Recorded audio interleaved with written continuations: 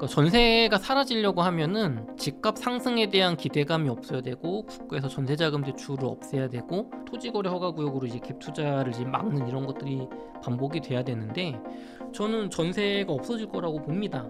근데 전세가 없어질 거란 얘기는 2000년대 초반에도 맨날 나왔어요. 그때랑 지금이랑 다른 거는, 그때는 우리나라가 폭발적으로 성장하는 나라여서 월세 수익률이 안 나오도 집값을 또 올라가는 걸 떠받쳐줄 힘이 있었는데, 이제는 대출이나 전세자금 대출, 주택담보대출이 없으면 그걸 떠받쳐줄 힘이 점점 없어지는 거죠. GDP 상승이 줄어들고 있으니까. 그런 측면으로 보면 결국에는 전세가 요번 장은 가지 않을까요?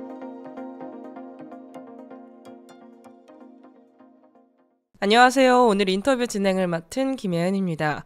오늘 남덕현 이사님과 함께 부동산 시장 흐름과 비트코인 시장 흐름까지 이야기 나눠보도록 할 텐데요. 이사님 간단하게 소개 부탁드려요. 네, 안녕하세요. 저는 거인의 정원 출판사의 마케팅 이사를 하고 있는 남덕현이고요. 부동산 10년차 투자자, 그리고 비트코인 투자자이기도 합니다. 반갑습니다. 네, 이사님 최근 이제 정부가 발표한 15 부동산 대책 주요 내용과 규제, 약간 시청자분들이 알면 좋을 만한 약간 부분이 있을까요? 요번 11호 부동산 대책의 핵심은 크게 두 가지라고 볼 수 있을 것 같아요. 가장 메인이 되는 거는 서울 25개구 전역과 경기도 과천, 분당을 포함한 12개 지역을 투기과열지구, 조정대상 지역으로 묶고 동시에 토지거래 허가구역으로 묶었다. 이렇게 되면 이제 주택을 구매할 때 무주택자 같은 경우는 LTV가 40%까지, 그러니까 주택 가격의 40%까지 대출이 나오고, 이미 주택이 있는 분들, 두 번째 주택, 세 번째 주택을 구매하실 경우는 대출이 아예 빵! 그리고 대출 한도는 최대 6억까지 나온다. 이게 기본 골격입니다.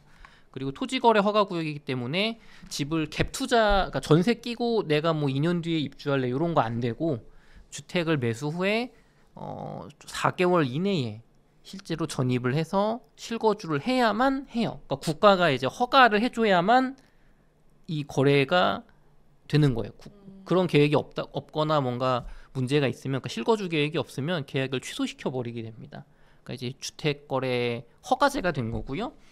그리고 두 번째는 금액적으로는 15억 이하 아파트를 구매할 때는 6억까지 대출을 해준다.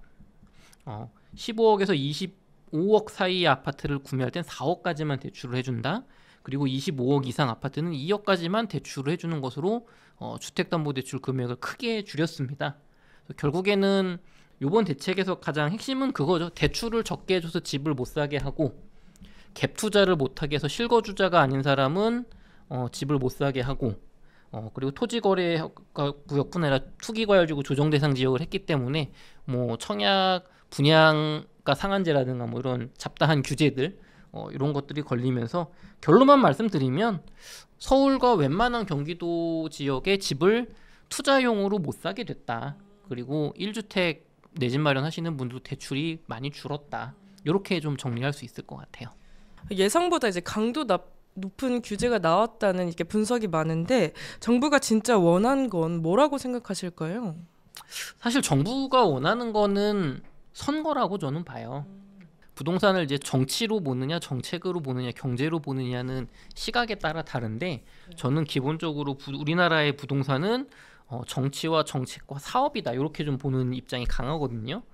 그래서 정부가 원하는 건 이제 원론적으로 조금 듣기 좋은 말로 말하면, 집값이 지나치게 상승하지 않고 가능하면 물가 상승률 정도를 유지를 하기를 바라죠, 속마음으로는.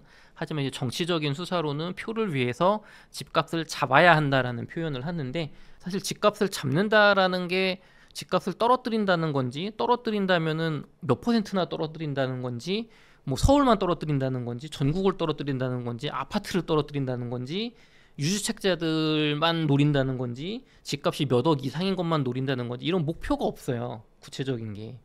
그러니까 사실은 많은 시청자분들이 민주당, 우리 이재명 정부, 문재인 정부, 노무현 대통령 정부 때 집값을 잡아야 된다, 강력하게 규제를 해야 된다, 집값을 잡을 거, 이렇게 기대를 하시는데 명확하게 가이드가 없습니다, 사실은. 그러니까 그냥 뭐랄까 기대인 거예요, 기대. 약간 이렇게 춤을 추는 듯한 쇼라고 말하면 좀 그렇지만, 원래 목표라는 거는 명확해야 되거든요. 나는 오늘 유튜브를 성종길 TV에 나와서 부동산에서 요런 주제를 할 거고 조회수는 얼마 정도를 기대하고 있고 뭐 좋아요는 어느 정도 노릴 거 막 이런 목표가 있어야 되잖아요. 그게 없어요. 그렇기 때문에 사실 정부가 정말 원하는 거는 2026년 6월 3일 지방선거까지 집값이 조정이 되거나 혹은 적어도 지금보다는 서울 집값이 오르지 않는 걸 가장 원하지 않을까 생각이 들고, 조금 더 경제적인 표현으로 바꾸자면 주식은 오르고 부동산은 오르지 않기를 바란다. 그래서 표를 많이 받고 주식으로 생산적인 금융으로 돈을 많이 가져간 그런 정부가 되길 원한다라고 볼 수 있을 것 같아요. 그럼 규제 이후 부동산 시장 이제 현재 어떤 모습으로 흘러가고 있을까요? 규제 이후 부동산은 사실 아직은 조금 이르죠. 10월 15일 한 2주 13일 정도 오늘이 10월 28일이니까요. 지금까지는 이제 거래 내역 같은 게 보면 이제 규제 전에 거래된 게 신고되는 기간이라서 아마 제가 11월에 나왔을 때 조금 더 말씀드릴 수 있을 것 같긴 한데, 그럼에도 불구하고 현장 분위기 같은 경우는 생각보다 세다.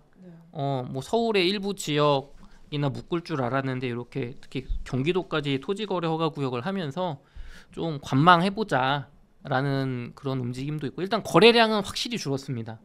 지금은 약간 눈치 보기 장세에 들어갔다.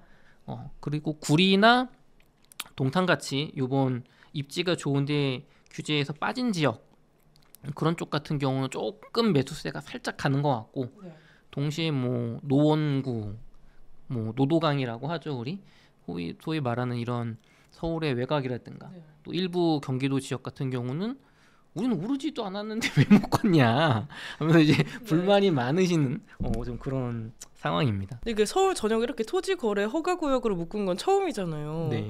그래서 이렇게 강력한 규제를 받은 것도 이제 국민들이 정말 처음일 텐데, 그러면 이제 서울 내에서는 정말 거래 자체를 이제 불가하다고 보면 되는 부분일까요?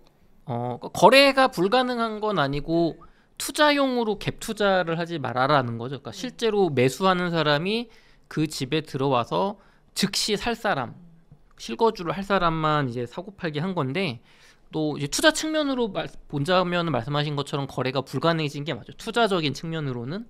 근데 이제 실거주 측면에서는 열려 있는 건데, 글쎄요. 그러니까 결국에는 점점점 강도가 강해지는 거죠. 제가 부동산 공부를 시작한 2000년대 초반만 해도 그 종합부동산세라든가 어떤 양도세 중과 이런 게 할 때 3년 뒤부터 시작할 거니까 준비하세요 막 이랬어요.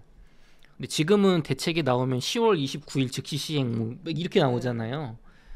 토지거래 허가 구역도 굉장히 광범위하게 우리의 주거권이 침해가 받는 건데, 그러니까 사실은 우리나라 국민분들이나 정부 입장에서는 이제는 물러설 수가 없다. 여기서 또 미적지근하게 해서 또 집값 오르면 집토끼 표를 다 놓친다. 그렇게 생각하는 것 같습니다.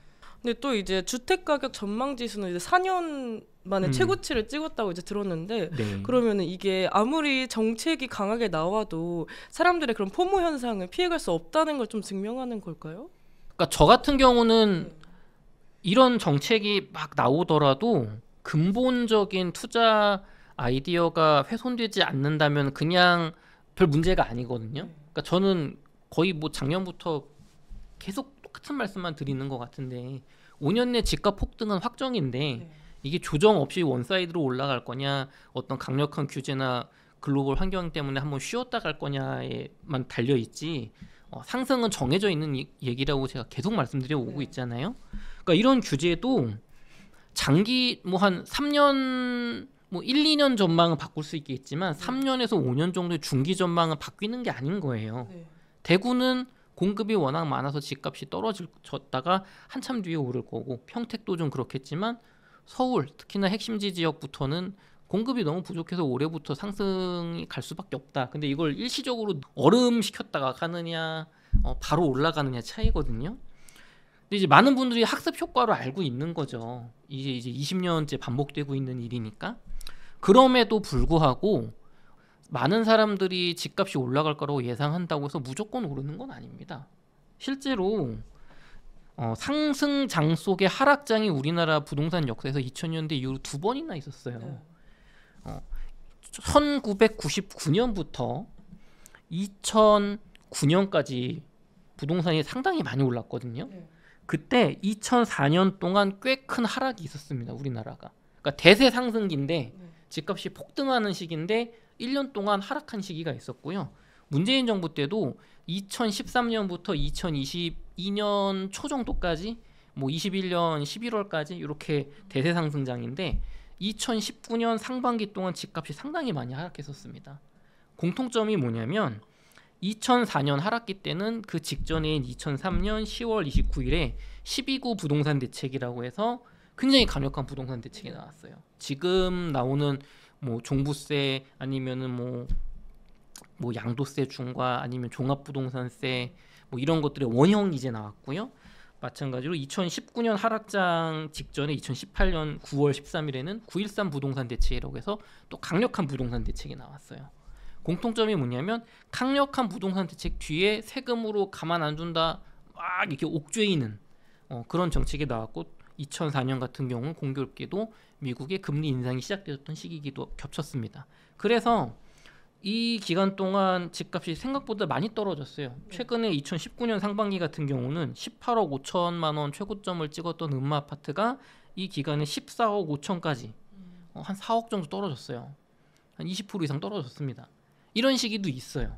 이번에도 올 수도 있습니다. 앞으로 후속 대책이 강력하다면. 그럼 이 뒤가 중요한 거예요. 이 뒤에 계속 많이 올라왔단 말이죠. 그러니까 근본은 바뀌지 않는데 리스크 관리를 해야 되는 거예요. 지금은 막 영끌해가지고 집을 오를 일만 남았으니까 더 사는 게 아니라 이미 씨앗을 뿌린 분들이 이제 수확기로 가고 있는 거거든요. 다시 씨앗을 뿌린다고 하면 규제 지역이 아닌 지역이나 뭐 지방 부동산을 보는 게 맞지. 서울 같은 경우는 너무 무리해서 사지 말아라. 정부 가이드대로 사라. 그러면 답은 나와 있는 거예요. 왜 이렇게 규제를 하겠어요? 오를 것 같으니까. 금도 오르고 미국 주식도 오르고 한국 주식도 4천 돌파하고 비트코인도 오르고 하는데 한국 부동산만 안 오른다. 그 중에서도 사람들이 가장 선호하는 서울 아파트가 안 오른다.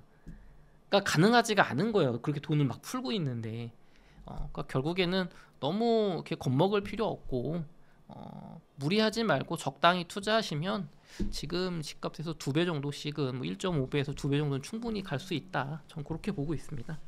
그리고 또 이제 이번 대책이 이제 서울 전역과 수도권 핵심지 규제 지역 지정이라는 이제 강수를 뒀잖아요. 근데 이게 아마 풍선 효과를 우려한 걸로 보이는데 이러면 이제 풍선 효과가 이제 완전 없어졌다고 볼 수 있을까요? 아니요. 풍선 효과는 사실 그러니까 정책이라는 건 항상 작용과 반작용이 있기 때문에 서울 전역과 수도권 지역 12개 지역을 규제 지역을 했기 때문에 많은 분들의 시선이 거기를 피하는 곳 중에 가장 입지가 좋은 구리 같은 곳으로 가게 되어 있어요. 왜냐면은 야 구리를 투자할래 동탄을 투자할래 미분양 나는 지방을 투자할래 하면 구리나 동탄이 낫거든요. 그럼 이제 이쪽으로 번져가는 거죠. 근데 아무래도 상당히 한 번에 많이 묶었으니까 근데 여기가 핵심지가 아닌데 괜찮나? 구리 정도는 괜찮을 것 같은데 하면서 이제 막 간을 보는 거죠. 그럼 정부는 이때 강력한 공급 대책이나 혹은 세금 정책으로 또 일시적으로 올려야 하는데 풍선 효과는 당연히 있을 겁니다. 그리고 사람들의 시선이 아파트 말고 비거주 주택, 뭐 오피스텔이나 이런 것도 한번 볼까라고 가다가 아직은 아닌 것 같은데 이때 이제 정부가 할 수 있는 거는 서울 수도권의 집값이 답이 없어요. 왜냐면 공급을 해야 되는데 공급을 할 생각도 없고 이미 시기를 놓쳤단 말이에요. 문재인 정부 때. 그러면은 지금이라도 해야 되는데 치러야 할 대가가 너무 커요. 내 임기 중에. 그러면은 이제 가장 반복되었던 패턴은 지방 아파트에 메리트를 주는 거죠. 그러니까 서울과 수도권에 이렇게 규제를 치면 칠수록 별로 혜택을 안 줬는데도 지방은 좋아 보이게 된단 말이에요. 대출을 서울은 40%밖에 안 하는데 유주택자는 빵프로인데 지방은 다 해줘. 약간만 줘도 돼요. 지방 미분양난 아파트를 다주택자가 사면 주택수에 포함되지 않는다. 세금도 일반 세율로 뭐 한 20%만 양도세 걷겠다. 혹은 뭐 특단의 대책으로 5년 동안 양도세 빵프로 하겠다. 이런 식으로 뭐 취득세도 깎아주겠다. 이런 식으로 이게 당근을 주면 투자자들 입장에서는 야 동탄에 내가 투자하느니 대구 아파트가 좋아 보이는데 요즘 많이 떨어졌고 이런 세금 혜택도 있는데 이렇게 당근을 줘서 유도를 하는 거죠, 지방으로. 그럼 이제 또 지방 분들 입장에서 그래 서울만 올라서 내가 너무 화가 났는데 우리 동네도 오르니까 조금 이게 빈부격차도 해소가 되고, 그래서 그런 식으로 이제 정부가 나올 카드가 어떻게 보면은 좀 정해져 있어요. 정해져 있습니다. 그래서 요거는 투자를 많이 해보신 분들은 그 게임으로 가는 건데, 저는 항상 말씀드리지만 역사가 언제나 반복되는 건 아니에요. 지금 같은 특히나 변업기에 너무 지방 투자에 많은 금액을 넣진 않으셨으면 좋겠고, 저는 언제나 말씀드리지만 거주 겸 투자를 권하고 비트코인과 미국 주식 DCA를 권하는 편입니다. 그럼 이번 규제가 이제 장기적으로 이제 부동산 시장에 또 어떤 영향을 가져다 줄 수 있을까요? 장기적으로는 무조건 부동산 투자자한테 좋습니다. 네. 왜냐하면은 이 토지거래허가국에는 이렇게 규제 지역으로 묶고 대출이 안 나오게 되면 결국에는, 제가 이제 댓글 같은 걸 보다 보면 남이사님 맨날 이렇게 뭐 집값 모른다는 소리만 하지 말고 해결책을 좀 알려달라.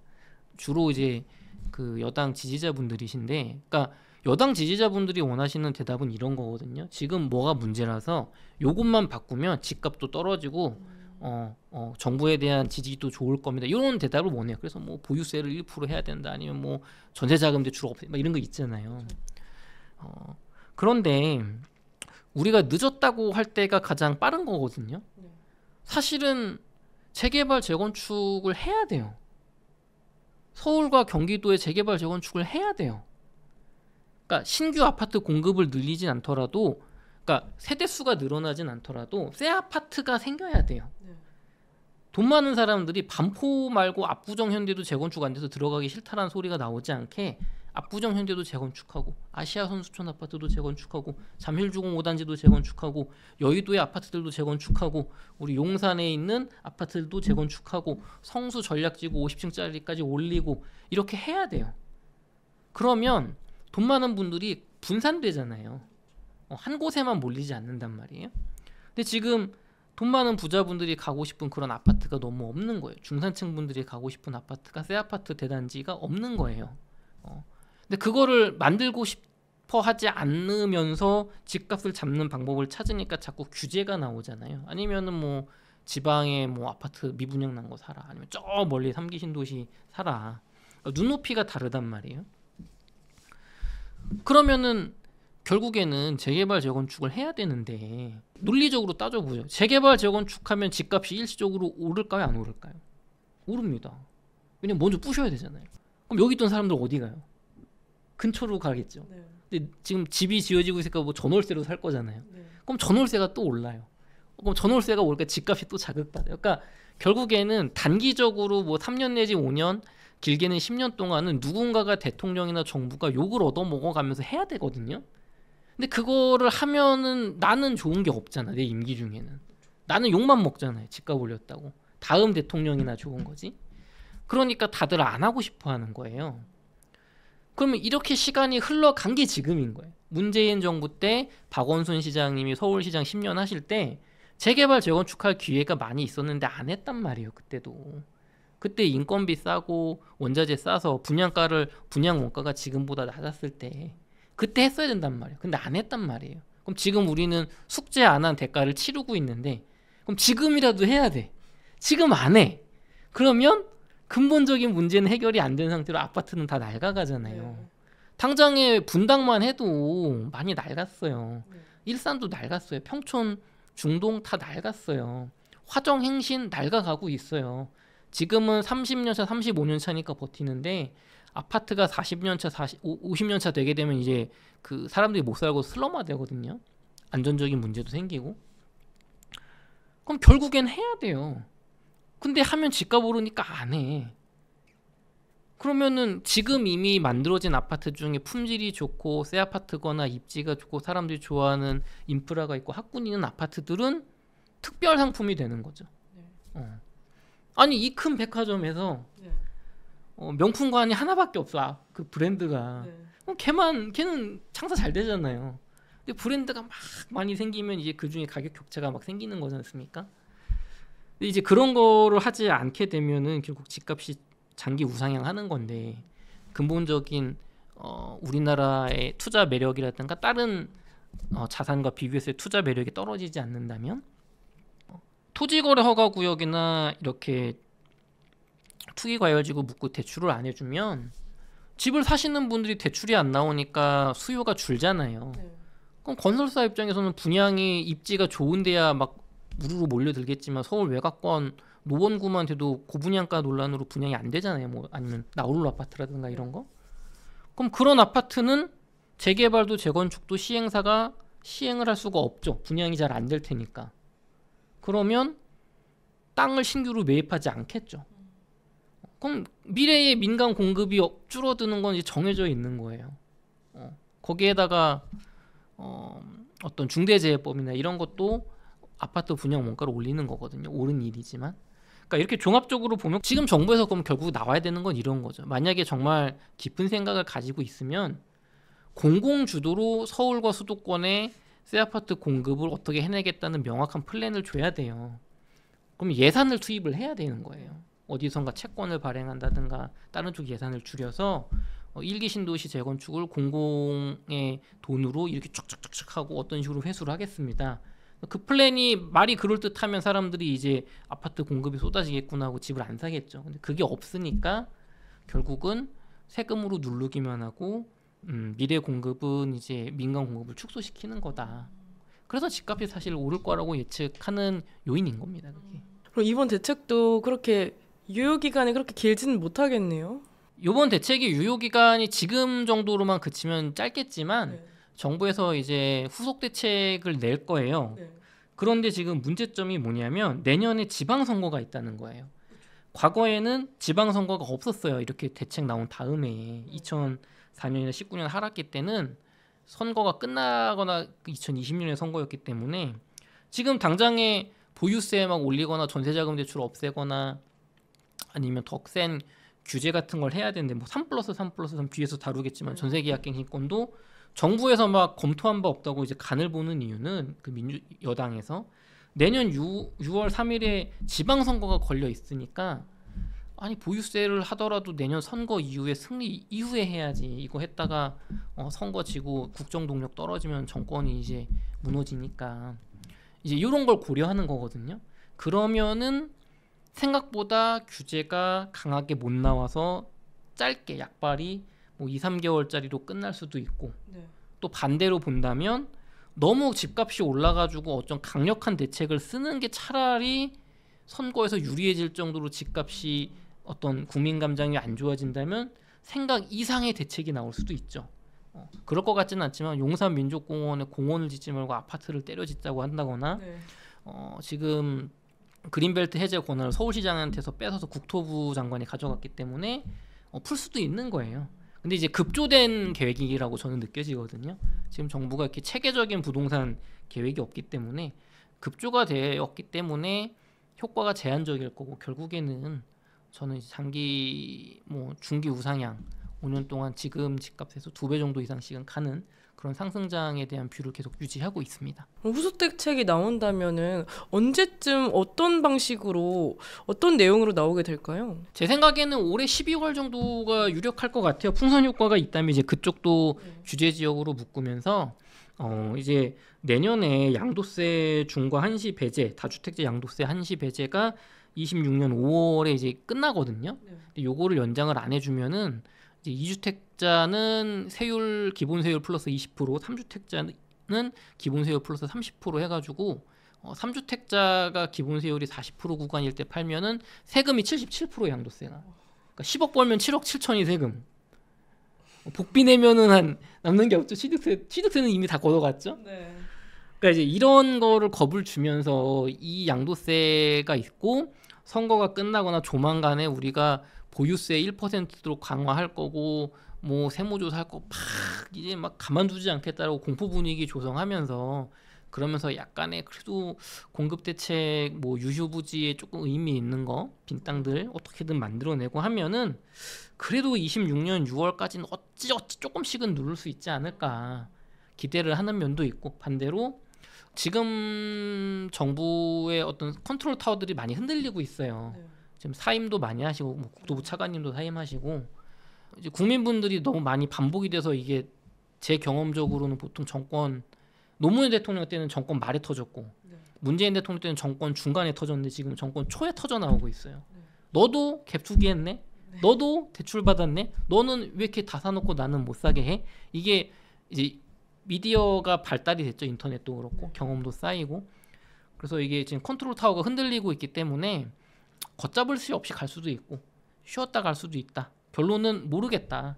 모르겠다. 다만 그래도 굳이 예측을 해보자면 26년 6월까지 상승이 제한적일 것 같다. 제한적일 것 같다.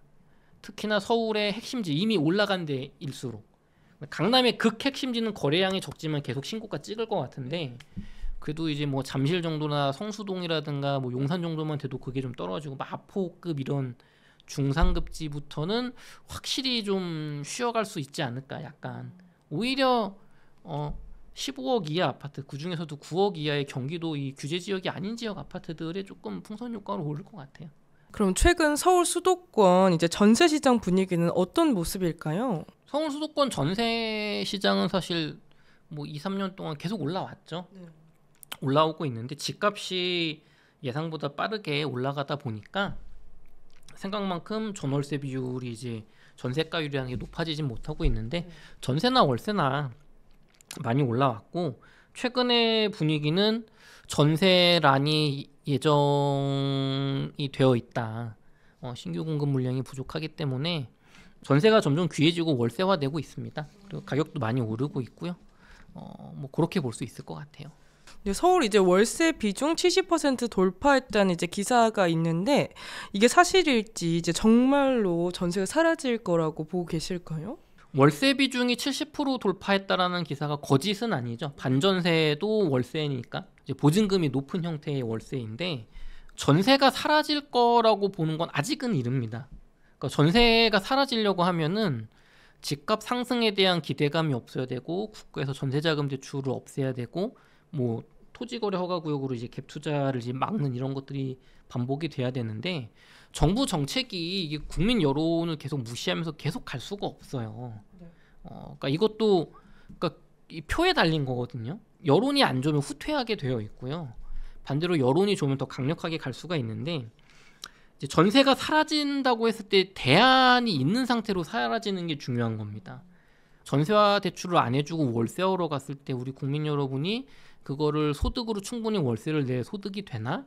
아니면 특정 지역의 월세가 너무 치솟지는 않을까? 그럼 월세화가 됐을 때 투자 매력이 떨어지면 아파트 가격이 많이 못 오른다면 재개발 재건축은 어떻게 하지? 재개발 재건축을 그러면 민간이 하게 할 건가? 뭐 해외처럼 민간 회사들이 집을 사들여 가지고 우리 그 흔히 부영건설이 임대주택 월세 아파트 하듯이 민간 회사가 주택을 사들여서 재개발 재건축하고 집주인들한테 월세를 받는 그런 모델로 갈 것인가? 아니면 국가가 그거를 뭐 싱가포르처럼 할 것인가? 이런 마스터 플랜이 나와줘야 돼요. 근데 그게 확실하게 나오지 않았다는 거는 선거나 표를 의식해서 약간의 이제 얼리기, 뭐 액션 혹은 아주 이렇게 넓은 청사진 없이 움직인다라는 이제 인식을 받게 되는 거죠. 그렇기 때문에 판단하기 이르다. 하지만 장기적으로 본다면 저는 전세가 없어질 거라고 봅니다. 근데 전세가 없어질 거란 얘기는 제가 부동산 공부 시작하던 2000년대 초반에도 맨날 나왔어요. 근데 그때랑 지금이랑 다른 거는 그때는 우리나라가 폭발적으로 성장하는 나라여서 계속 이 실제 월세 수익률이 안 나오도 집값을 또 올라가는 걸 떠받쳐줄 힘이 있었는데 이제는 대출이나 전세자금 대출, 주택담보대출이 없으면 그걸 떠받쳐줄 힘이 점점 없어지는 거죠. GDP 상승이 줄어들고 있으니까 소득의 상승이. 그래서 그런 측면으로 보면 결국에는 전세가 이번 장은 가지 않을까요? 그래서 저는 뭐 2030년대 중반까지는 전세가 유지되는데 조금씩 월세화가 될 수는 있다고 봅니다. 이미 다가구 주택 같은 경우 월세화가 꽤 됐어요. 그런 건 이제 전세 사기도 있고 해서 이제 이렇게 되면 무주택자분들한테 절대 좋은 게 아닙니다. 전세가 주택 가격을 높이는 나쁜 요소는 맞는데 이제 월세 가격의 상승을 막는 그러니까 트레이드 관계거든요. 근데 정부 입장에서는 근데 월세화가 되면 좋은 게 세금을 많이 거둘 수가 있어요. 이제 우리나라 저출산 고령화 생산 인구의 감소 이런 것 때문에 있는 사람들한테 돈을 더 많이 받아야 되는데 내가 내 집 전세 줬는데 이거 돌려줄 채무인데 나한테 세금을 많이 뜯어가면 이 사람한테 돈 어떻게 돌려주냐? 그러니까 성립을 하니까 간주 임대료라고 해서 전세 집주인한테는 돈을 많이 못 걷어갔는데 월세를 주게 되면 이제 소득이니까 세금을 걷기가 상당히 좋아지는 거죠. 네. 그래서 이제 결국에는 월세화가 되긴 될 거다. 다만 시간이 뭐 5년 내로 그렇게 급격하게 되지는 않을 것 같다. 그렇게 보고 있습니다. 그럼 월세화가 되면 이제 매매 가격에도 어떤 영향을 이제 주게 될까요? 월세화가 이제 순차적으로 서서히 가게 되면 그걸 흡수하면서 가겠지만 갑자기 전세자금 대출 전면 금지. 예를 들면 지금 전세자금 대출 뭐 5억까지 빌려주는데 무주택자분들한테 6억인가요? 그거를 2년 뒤에 없애버리겠다. 이런 뭐 극단적인 대책이 나온다고 하면 집값은 꽤 많이 떨어질 거예요. 일시적으로. 그리고 월세가가 오르는 것도 전세가가 워낙 떨어졌기 때문에 이 한동안은 월세도 많이 못 오를 거예요. 근데 이 시간이 몇 년 지나고 나면 그때부터는 여기서 이제 약한 집주인들은 다 파산하고 넘어가는 거죠. 그럼 돈 많은 누군가가 사거나 돈 많은 기업이 사는 거예요. 그럼 손이 바뀌었죠. 돈 많은 사람들로. 이분들은 이제 부담이 없는 거야. 돈이 많아. 나는 월세로 얼마든지 돌릴 수 있어. 그때부터 이제 이 전세가가 월세가 올라가는 겁니다. 이거를 주로 이제 해외 같은 경우 기업들이 하고 이런 상황이면 우리나라도 아마 기업이 들어올 거예요. 실제로 지금 해외의 많은 기업들이 우리나라 기업도 그렇고 이런 주택 임대 사업을 지금 준비를 하고 있습니다. 이제 한국도 때가 온 것 같아. 그게 되게 꿀이거든요. 기업 입장에서는. 그러니까 우리나라 롯데가 보면은 이렇게 껌이나 뭐 사탕 이런 거 팔아서 돈 잘 벌잖아요. 이 주택 임대 사업이라는 건 사실 분양 안 되면 맨날 막 회사가 망하네 하는데 이거 다달이 월세가 들어오니까 그래서 그런 게 있어서 월세화가 급격하게 된다면 집값은 하락할 수 있습니다. 그리고 많은 혼란이 올 수 있고 또 동시에 자금력이 있는 분들한테 굉장한 기회가 되는 거죠. 그럼 나중에 만약 월세화가 되면 월세 가격도 엄청나게 많이 오르게 되겠네요. 근데 그게 월세화가 되면 옥석 가리기가 시작되는 거예요. 지금은 야 서울이 오르면 다음에 여기가 오르고 다음에 여기가 오르고 막 이런 이론들이 있잖아요. 근데 그게 임대 수익률로 보고 얘기를 하는 거냐 아니면 과거 패턴이 그랬으니까 뭐 정책적인 거 겹쳐서 막 이런 게 부딪힐 텐데 월세화가 되면 심플해지는 거예요. 야 집값은 월세 수익률이 결정한다. 이게 글로벌 스탠다드거든요. 우리나라는 전세가 있으니까 자꾸 상승 기대감이 끼고 뭐 전세자금 대출 들어가고 뭐 개발 호재 있으니까 강남 아파트 수익률이 1%, 2%, 3%면 사실은 예금보다 못한데 하면 안 되잖아요. 근데 왜 사는 거예요? 더 오를 것 같으니까. 그렇죠? 근데 월세화가 되면 이게 월세 수익률이 낮으면은 안 오른다. 혹은 집값이 올랐는데 월세가 그만큼 따라 올라가요. 그 특정 지역에. 왜냐면 거기는 좋으니까 나는 반포에는 월세로 뭐 2천만 원, 3천만 원 내서라도 살아야겠어. 이런 사람들이 있단 말이에요. 그러니까 옥석 가리기가 시작돼요. 진짜로. 뭉뚱그려서 대충 같이 가는 게 아니고. 그래서 양극화가 더 심해집니다. 부동산에서. 그래서 애매한 지방에서도 지금 보시면 지방에 수익률 잘 나오는 그런 부동산들 많아요. 월세 수익률 높은 아파트들도 있어요.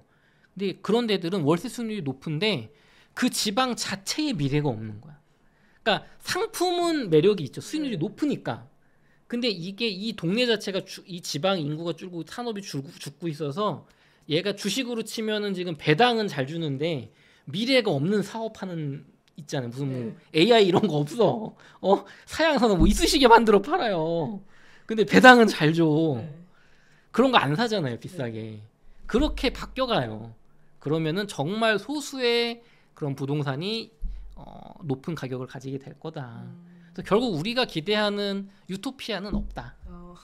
그렇게 말씀드릴 수 있어요. 디스토피아인가요? 이게 장단점이 있죠. 집값이 생각보다는 많이 안 오르니까 장점은 있는데 또 해외의 사례를 보면 여러분 이렇게 월세화로 간 나라들 수도의 아파트 가격이 이렇게 싸지가 않아요. 똑같아요. 그러니까 이게 자본주의 자체의 문제거든요. 그러니까 자꾸 근본은 일본처럼 오사카도 크고 교토도 크고 뭐 저기 쿠마모토 저기 어디야 뭐 후쿠오카도 크고 이렇게 지방 분권이 돼야 돼요. 독일처럼. 독일도 베를린 집값 비싸다고 난리란 말이에요. 근데 우리나라는 수도권 몰빵 체제잖아요. 그럼 뭐 어떡하겠어. 우리 박정희 대통령 노무현 대통령 때를 놓쳤는데 그때 수도 이전을 했거나 행정수도 이전했었는데 그걸 놓쳤잖아요. 그러면은 이제 기대하는 바는 정말 어떤 구국의 지도자가 총대를 메고 국민분들한테 솔직하게 이야기를 하면서 1기 신도시 서울의 아파트들 뭐 그린벨트 같은 거 풀면서 주택 공급 해낼 테니까 몇 년 동안 좀 상승을 참읍시다. 그리고 지방에 어떤 산업 기반을 일으켜가지고 지방에서도 서울만 하지 않아도 되게 하겠습니다. 아니면은 뭐 요즘 조각 그 증권화 자산 토크나 이런 얘기 미국에서 많이 나오는데 그런 거 해가지고 강남 아파트 사지 말고 강남 아파트 주식을 내가 만들 테니까 그런 거 1%씩 사세요. 1,000만 원씩. 뭐 이런 걸 이렇게 획기적인 걸 해야 되는데 안 된다는 거죠. 그게. 예. 안 돼요. 네. 어렵습니다. 또 이제 정부가 1주택자 전세 대출까지 규제를 했는데 실수요자 분들도 이제 사정상 다른 지역의 전세에 거주할 수 있다고 보는데 1주택자인데 전세를 들어가야 되는 분들은 어떻게 하면 좋을지 조언 좀 해주세요. 1주택자 전세 대출 규제는 이제 2억까지 전세자금 대출을 한도를 거는 거고 2억까지만 빌려준다. 그것도 이제 그 조정 대상 지역이나 투기 지역 뭐 수도권에 한해서죠. 그러니까 이제 다른 지역에 지방에 전세 서울 집 전세 주고 뭐 지방 간다 뭐 이런 거는 상관없을 텐데 이제 결국에는 전세자금 대출이 2억으로 줄어드니까 문제인 거잖아요. 그럼 정부에서 주는 메시지는 간단한 거예요. 2억에 맞춰서 사세요. 2억에 맞춰서 월세 내세요. 반전세로. 대출을 줄이는 게 더 중요합니다. 지금은 당신의 행복보다는 국가로 운영하는 데 있어서 대출 상승을 줄이고 집값 펌핑을 막아야 돼요. 그러니까 정부의 목표잖아요. 그러면은 제가 드릴 수 있는 조언이라는 건 간단한 거죠. 그 금액에 맞춰서 사실 수밖에 없습니다. 차라리 이번 기회에 조금 자녀 교육을 위해서 내가 이 비싼 동네에 꼭 살아야 되겠다면 이제 월세 지출을 해야 되겠지만 그게 아니라고 하면은 전세가가 낮은 조금 더 지방 외곽이라든가 평수가 작은 곳이라든가 그런 쪽으로 가시면서 지출을 좀 줄여보시고 그 돈으로 저는 비트코인을 3년 동안 몇십만 원이라도 DCA 하시는 게 어떨까 매달 좀 그렇게 조언 드려보고 싶어요.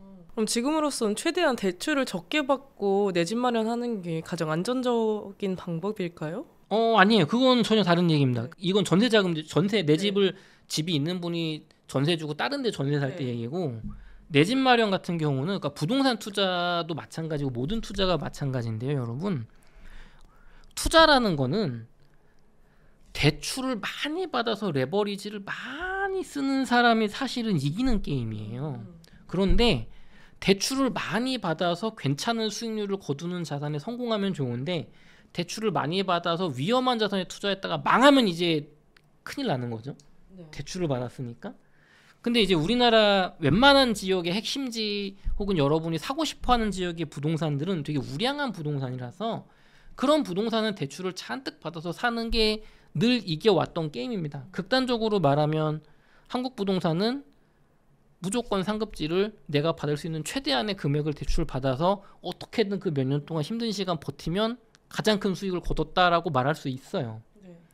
대출을 줄인다는 거는 부동산의 매력이 굉장히 떨어지는 겁니다.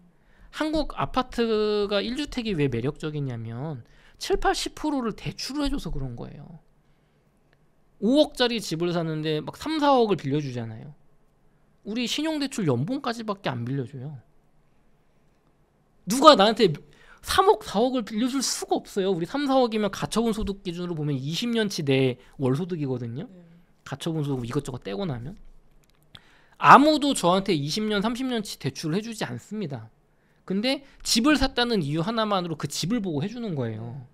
그렇기 때문에 부동산 수익률이 10년에 뭐 한 2배 간다고 하면 연 한 7% 되는 건데 그 정도 수익률이면 S&P 500 수익률에 비등하단 말이에요. 미국 주식이랑. 근데 왜 미국 주식보다 부동산 투자한 분들이 보편적으로 돈을 많이 버느냐면 대출을 7, 80% 받아서 몇 억씩 박으니까. 내 돈 1억에 대출 5억 해서 6억짜리 샀을 때 2배 되면 12억인데 1억을 미국 주식에 넣었으면 2배 되면 2억이잖아요. 그 차이거든요. 근데 대출을 적게 받고 내 돈을 많이 넣는다. 그러면은 부동산 투자가 수익률이 높은 편이 아닌데 이게 맞는 건가? 가 되는 거죠. 그래서 서울에 내 돈 많이 넣고 대출 조금 받아서 상급지라면 그런 거 해볼 만하죠. 40% 대출 받거나 뭐 25억인데 내 돈 23억 넣고 대출 2억만 끌어다 쓰고 사실 상당히 매력이 떨어지는 거예요. 다른 투자를 내가 더 잘할 수 있다면. 그럼에도 불구하고 상급지는 투자하실 수 있는데 애매한 아파트들 15억에서 25억짜리 이런 아파트들 4억 대출 나오는 거 이런 거 참 애매하죠.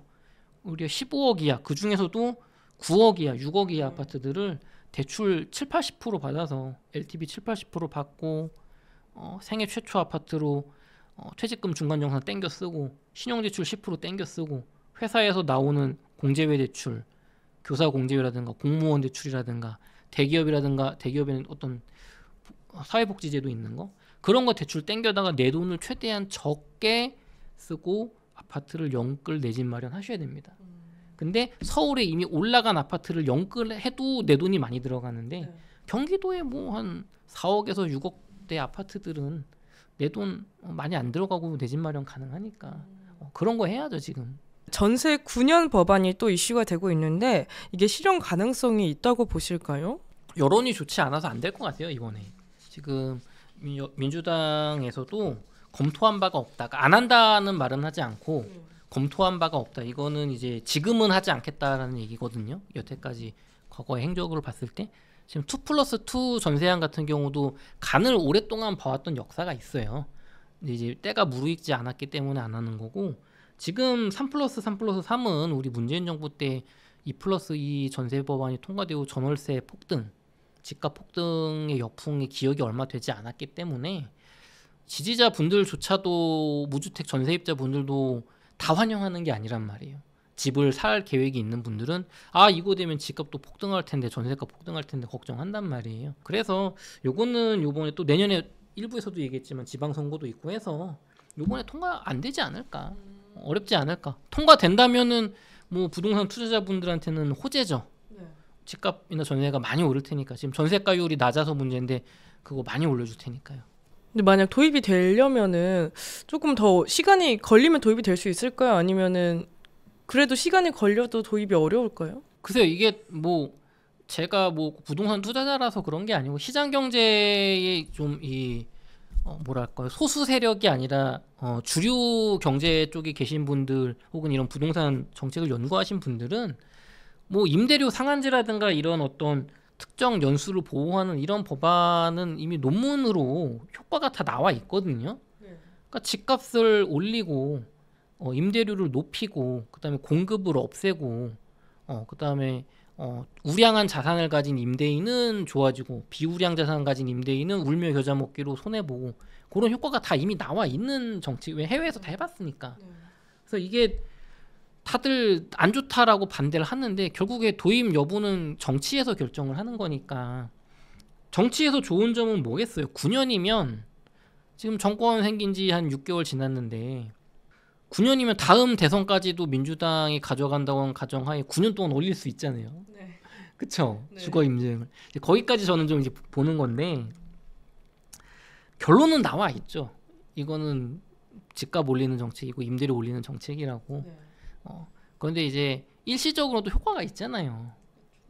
이거 되면은 100% 논리가 벌써 나와 있어요. 이거 하면은 전세가 올라갈 건데 어떻게 할까? 전세가도 임대료 상한제 하면 되지 않냐?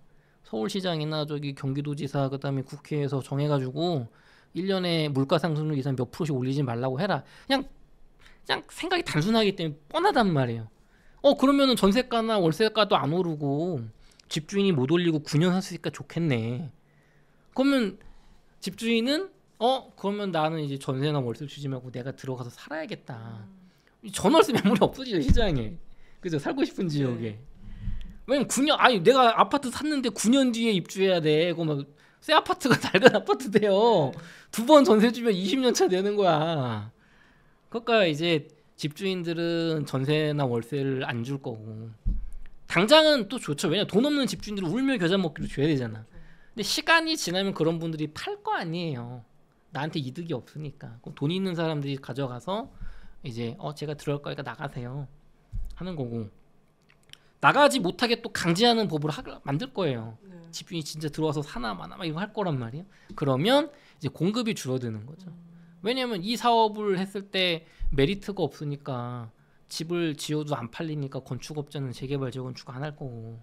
그러니까 이 법으로 뭘 강제하는 거는 정해져 있어요, 결말이 여러분.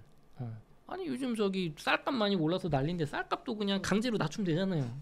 그러니까 우리가 왜 시장 경제를 왜 살고 있어요? 아니 주식도 그렇지 않아요? 그쵸. 아니 주식 왜 삼성전자 5만 전자 왜 가게 해? 그냥 강제로 15만 이하로 못 판다고 하면 되지. 그다음에 주식이 너무 급등하니까 국민들이 너무 불평등 이 상대적 박탈감을 일으키니까 주식도 1년에 5% 이상 못 올리게 강제하지 왜? 이렇게 생각이 가다 보시면요, 여러분 왜 부동산만 이렇게 하는 게 되게 이상하고 경제학자들이 반대하는지 금방 알 수 있어요. 아니 왜 유튜브는 인기 있는 유튜브 동영상만 조회수가 높아야 돼? 성정길 TV도 무조건 강제로 시청하게 해야지? 이런 게 되게 이상한 발상이란 말이에요. 근데 우리나라 부동산이 또 워낙 많이 오르고 있고 또 국민분들한테 이제 뜨거운 이슈다 보니까 이런 얘기가 나오고 있는데, 저는 이제 실현 가능성이 굉장히 낮다라고 보고 있고, 실현된다면 전세가나 매매가가 정말 많이 오를 거다, 자충수가 될 거다라고 보고 있습니다. 그럼 지금 전세 만기를 앞둔 분들은 어떤 선택을 하면 좋을까요? 내 집 마련하셔야죠.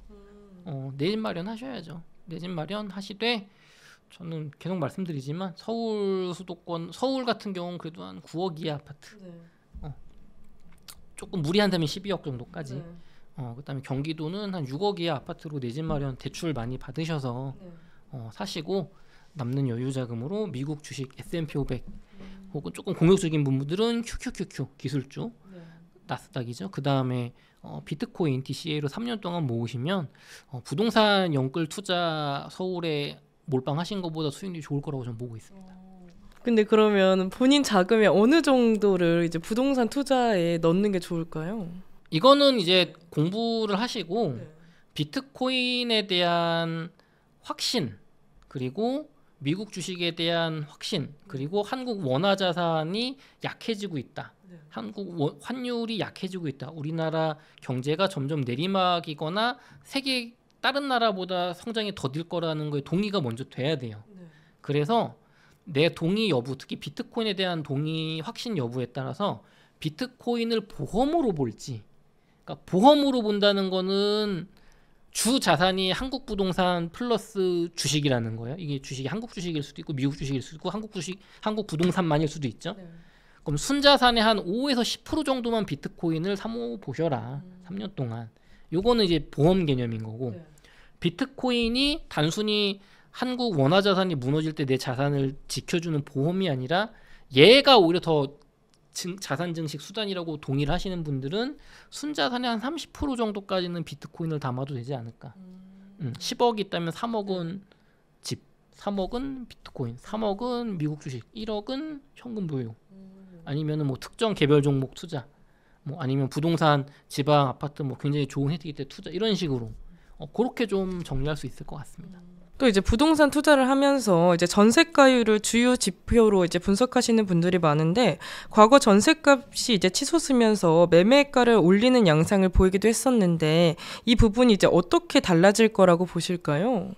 서울 수도권 같은 경우는 이제 그 갭 투자가 금지가 됐기 때문에 토지거래 허가구역이 돼서 전세가가 치솟아서 매매가를 밀어 올리는 양상은 상대적으로 제한이 될 거라고 보여요.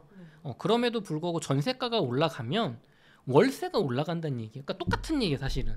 전월세 전환율이라는 게 있기 때문에 전세가가 올라가면 월세가 올라간다. 월세가 올라가면 그 투자 아파트의 월세 수익률이 높아진다.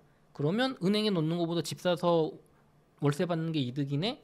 근데 토지거래 허가구역 때문에 무조건 실거주를 해야 되네. 그래, 그럼 내가 2년 실거주하고 그 다음부터는 전월세 돌릴 수 있거든요. 그럼 이 정도 수익률 내가 2년 직접 몸빵해서 살고 그 다음에 세 주면 되잖아. 이렇게 계산이 되잖아요. 수익률이 좋다면. 그러면은 그때부터는 이제 의미가 생기는 거죠. 그때부터는. 왜냐면 그 돈을 주고서라도 내가 집을 사서 2년 버틴 다음에 전월세 돌리려고 할 테니까.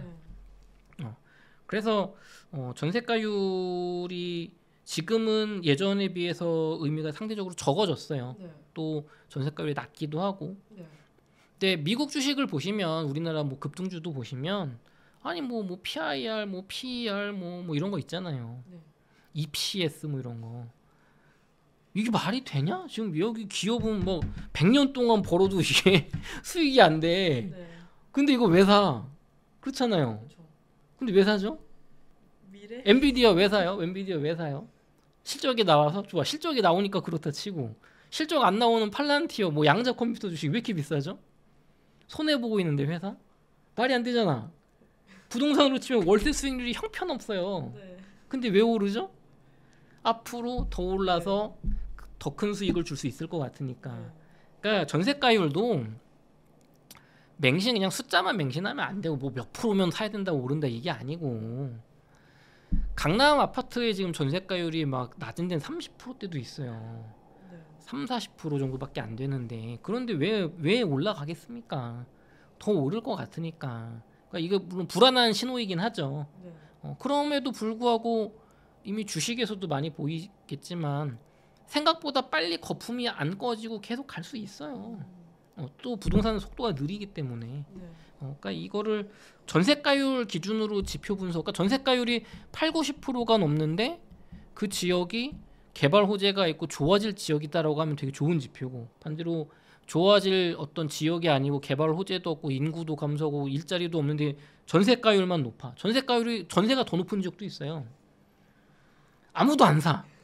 우리는 서울도 오피스텔 그런 거 있어요. 똑같아요. 네. 그럼 전세가율 보면 100%인데 무조건 사야 되잖아요. 근데 사면 안 되는 거죠, 그거는. 그러니까 투자 가치가 떨어져서 전세가율이 높은 건지 투자 가치가 좋아서 전세가율이 낮은 건지를 공부해서 판단해야 되는데 이게 쉽지가 않잖아요. 그렇죠. 그래서 부동산 이론에서는 그냥 상급지를 영끌해서 사면 된다. 보통 이론이고 저는 그거 하기에 지금 늦었으니까 가성비 있게 내 집 마련하고 금융 투자해라. 저는 그렇게 말씀드리겠습니다. 네, 최근 암호화폐 시장 분위기는 또 어떻게 흘러가고 있을까요? 네, 항상 말씀드리지만 저는 비트코인과 암호화폐 투자는 여러분과 같은 투자자 입장이고 제가 경력과 지식이 부족하기 때문에 제 이야기는 참고만 해주시면 되겠습니다. 암호화폐 시장 분위기는 비트코인 투자자들은 기대감을 요즘 다시 하고 있고 네. 알트코인 투자자분들은 자발트 투자하신 분들은 참 힘든 시간 그리고 메이저 알트 투자하신 분들은 야 그래도 오르지 않을까 특히 이더리움 많이 오르지 않을까 이렇게 기대하는 좀 기대감이 다시 생기는 분위기예요. 네, 일부 전문가분들은 이제 현재 비트코인 시장이 2020년 불장 직전과 흡사하다고 이야기하시는데 이사님이 보시는 유사성과 이번 사이클의 차이점 뭐라고 보실까요? 유사성이라고 하면은 비트코인이 홀로 가고 있고 알트코인들이 죽을 쓰고 있고 많은 사람들이 비트 이더 빼고는 사면 안 된다. 알트는 끝났다. 이런 거 사면 망한다 하면서 비관적으로 변했다는 게 유사성이죠. 그리고 지금 근데 차이점이라고 한다면 과거에는 비트코인에 대한 관심도가 굉장히 높았고 비트가 많이 이렇게 폭발적으로 상승한 뒤에 어떤 알트 상승이 왔는데 지금 그 정도 상승을 안 했고 그다음에 ETF가 통과되면서 주식시장의 돈이 ETF로 들어갈 때 비트코인 가격이 오르고 있는데 그 주식시장의 돈이 비트코인 거래소로 들어오고 있지 않기 때문에 알트코인으로 구조적으로 흘러갈 수 없는 거 아니냐. 그리고 알트코인 개수가 하루에 한 달에 몇만 개씩, 몇십만 개씩 생겼어요 지금. 자발트 밈코인까지 치면.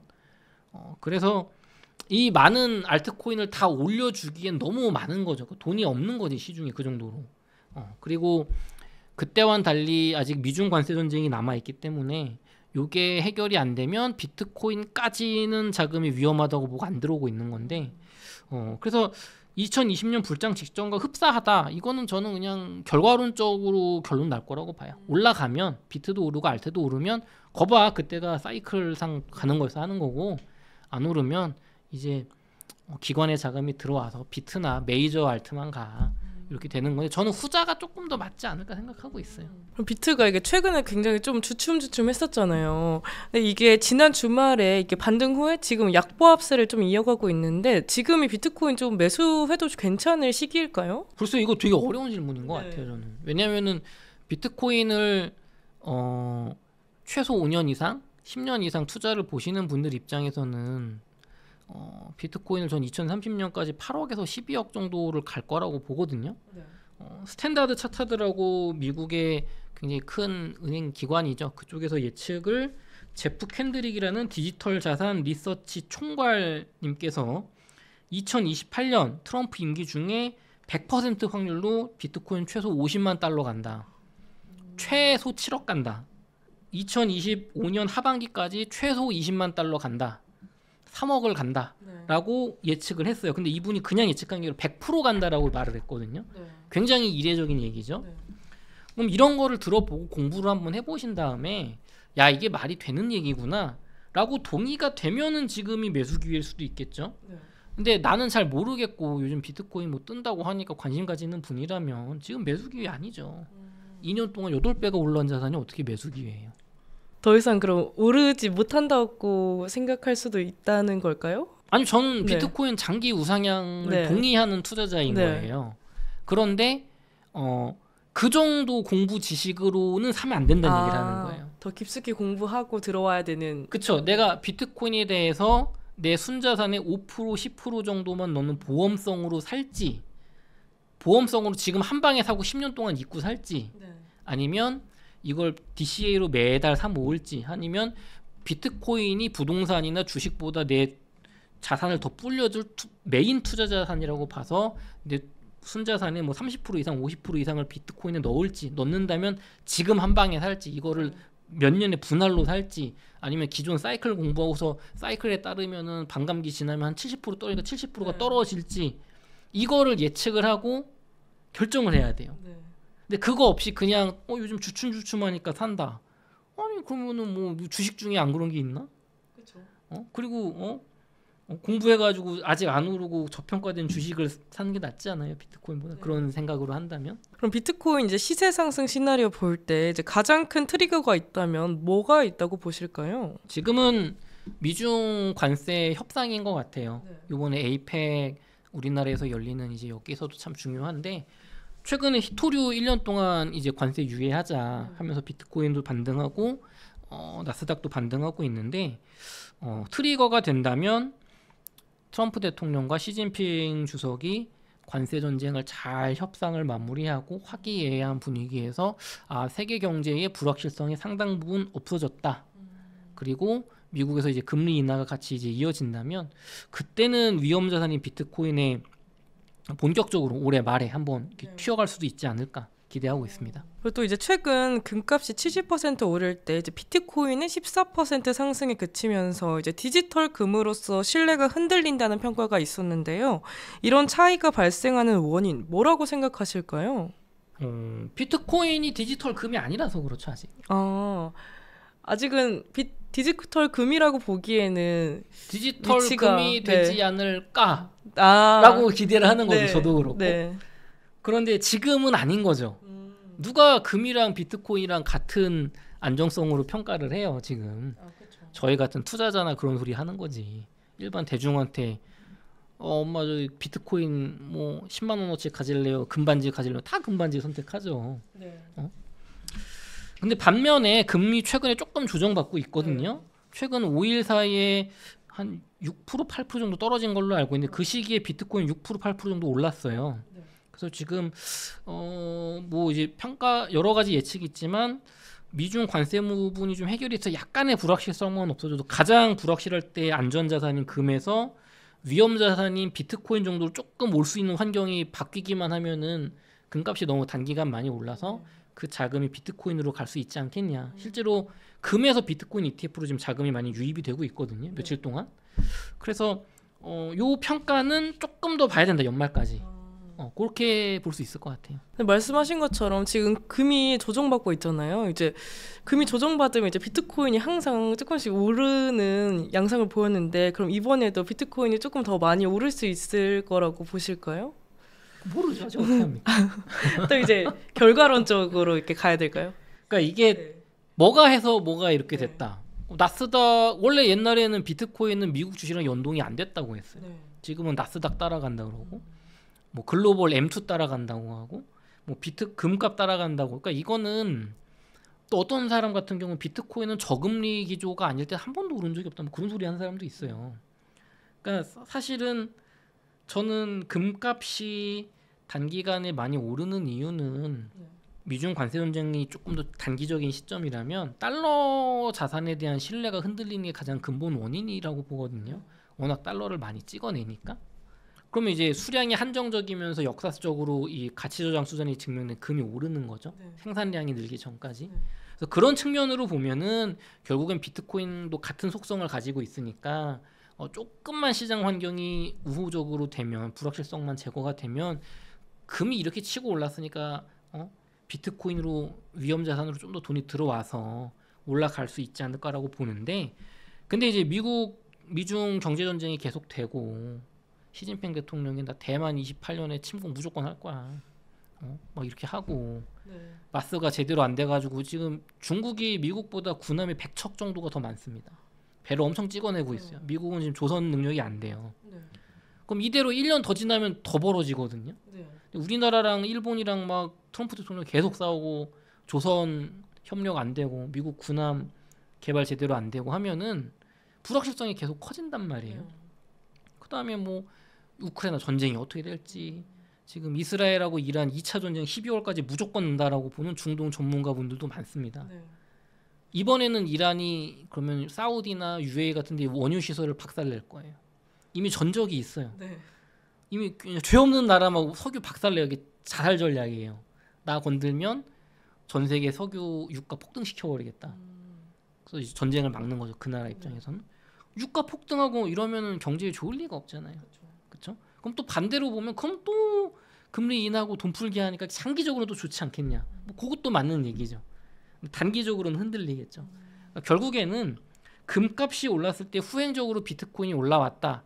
맞아요. 데이터 보니까 저도 그게 맞는 것 같아요. 근데 이번에도 100% 그렇게 될 거다. 모르겠어요. 그렇기 때문에 저는 DCA로 사는 거예요. 매일매일 3년 동안 나눠 산다. 내가 1,000만 원 있으면 지금 다 넣는 게 아니고 1년에 300만 원씩 하루에 10,000원씩 산다. 그럼 중간값으로 사는 거예요. 그러니까 저는 이제 제 능력이 부족해서 그걸 못 맞추기 때문에 그런 투자를 하고 있는 거죠. 그럼 이번 사이클 비트코인 시세 상승 저항점 어느 정도로 예상하실까요? 전문 기관 월가, 저는 이제 그런 예측 능력까지는 없으니까 월가의 리포트들을 좀 신뢰성 있는 걸 보다 보면 그래도 이번 사이클 이제 연말까지 연말 연초가 두 가지예요. 사이클 투자, 그러니까 비트코인 상승장이 아직 남았다고 보는 쪽은 관세 전쟁 때문에 지금 사이클이 연장됐다고 보는 거예요. 내년 뭐 상반기까지. 저도 지금 그쪽에 조금 무게를 두고 있는데, 그런 분들의 전반적인 예측은 비트코인 가격이 그래도 한 15만 달러에서 20만 달러 정도, 우리나라 돈으로 한 2억 5천에서 3억 정도까지 갈 수 있지 않겠냐라고 보는 시각이 많고, 이더리움에 대한 기대도 굉장히 많습니다. 근데 원래는 이제 10월을 업토버라고 했잖아요. 근데 이번에는 이렇게 업토버의 그런 저력을 못 보여준 것 같아요. 이제 10월이 얼마 남지 않았는데 일주일이 채 남지 않았죠? 지금 촬영일 기준으로. 마지막 업토버 저력을 조금 기대해 볼 수 있을까요? 저는 결국에는 이제 미중 관세 협상에 달려 있다고 봅니다. 그게 되면은 이제 업토버가 되는 거고, 그게 안 되면 사실 지금 10월 28일이니까 이게 될지 모르겠어요. 10월에 11월에 되면은 좋겠는데, 그러니까 매달, 그러니까 이제 계절성이라고 하는데, 역사성 계절성이라고 하는데 매년 뭐 언제는 이렇게 올라왔으니까 올라갈 것이다. 그럼 이게 사실은 이런 거죠. 동전 던지기를 하는데 10번 던지는데 뒷면이 10번 나와. 그럼 11번째는 뭐가 나올까요? 모르죠. 수학자는 50대 50이라고 하고 사업가는 100% 뒷면이지 10번이 뒷면 나왔는데 하고 뒷면에 거는 게 사업가예요. 근데 이게 뭐 특정 장소나 특정 인이 던져서 그렇게 된 게 아니라 어떤 요인이 있을 거잖아요. 그 요인이 기존에는 맞았으니까 10월 달에 올라왔던 건데 지금 이제 기관의 자금이 들어오면서 그 요인이 근본적으로 바뀌었다고 보는 시각이 점점 우세해지고 있잖아요. 그러니까 이런 뭐 과거의 패턴상 이렇게 될 것이다, 이런 거는 이제 점점 안 맞아가는 것 같고, 아직까지는 봐야겠지만 그것만 믿고 막 이렇게 돈을 투자하기에는 너무 위험한 것 같아요. 많은 분들이 또 궁금해하실 것 같은데, 이번 그럼 12월까지는 이게 시세 어느 정도까지 예상하실까요? 저는 뭐 월가의 의견에서도 희망적인 부분을 주로 참고하는 편이니까 지금 저는 비트코인 그러니까 이런 거죠. 이번 상승장의 비트코인 시즌 종료돼도 나는 괜찮아. 나는 2030년에 비트코인 하나가 8억에서 12억을 갈 거라고 보니까 떨어지면 부동산 오른 거 가지고 사야지. 이런 생각을 갖고 있으니까 마음이 편한 거예요. 근데 내가 비트코인 이번 2026년에 25년에 연말에 3억까지 간다고 해서 어떤 뭐 누구가 뭐 월가에 누가 했대. 그럼 나는 지금 1억 6천에 사가지고 3억이 될 거니까 1억 4천 2달 만에 벌 수 있겠네. 이런 분들은 난리 나는 거죠. 1억 6천이라 막 8천만 원까지 떨어질 수도 있는데 그러면은 그때 더 살 수 있냐 그분이. 첫 번째 돈이 있냐. 두 번째 더 살 용기가 있냐. 지식이 있냐. 그거 더 살 물 못하면 1억 6천에 묶인 거고 다음 상승장까지 한참 걸릴 텐데. 그렇죠. 그러니까 결국에는 공부를 하시고 지금 비트코인 금액을 맞춰서 간다. 이미 기존 투자자분들이라면 의미가 있죠. 근데 지금 신규 투자자분들이라면 그렇게 무리한 금액 한 번에 넣는 거 공부 없이는 하면 안 된다고 보고 그래서 연말에 저는 그래도 한 2억에서 2억 5천 사이로 가지 않을까. 요번에 그 미국이랑 중국이 어느 정도 조금 타협을 볼 수 있지 않을까. 다카이치 아주머니랑 지금 총리하고 트럼프 대통령이 헬기 또 타면서 뭐 화기애애한 모습 밝히고 뭐 히토류 일본에서 수입한다 이렇게 하고 있는데 그래도 좀 타협이 되지 않을까라고 희망적인 기대를 좀 하면서 연말 한 2억 내지 2억 5천 정도 생각해 보고 있습니다.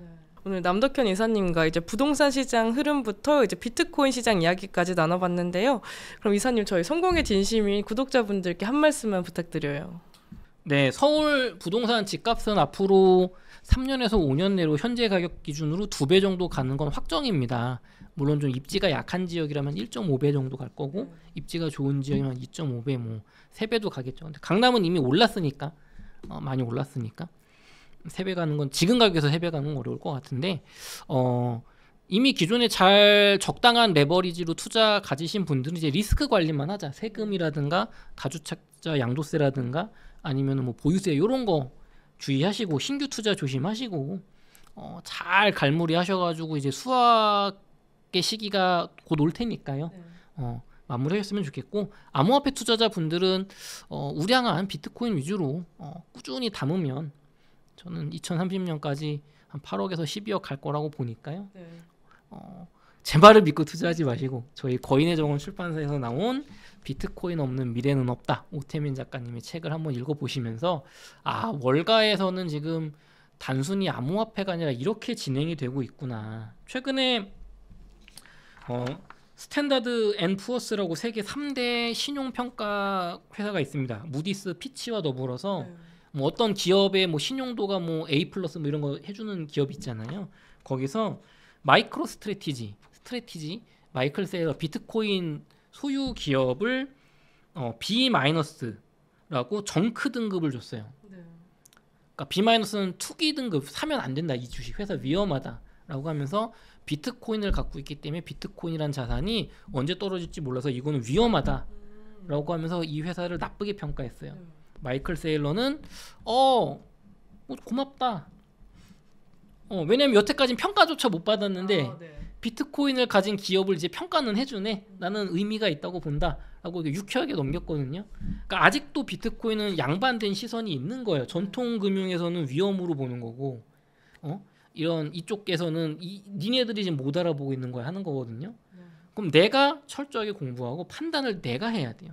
절대 남의 말을 듣고 하지 마시고 판단이 아직 약한데 담아야 될 것 같다고 생각이 드신다면 소액으로 기간을 길게 몇 년 잡고서 DCA 하셨으면 좋겠습니다. 여러분 날씨가 춥습니다. 건강관리 유의하세요. 감사합니다.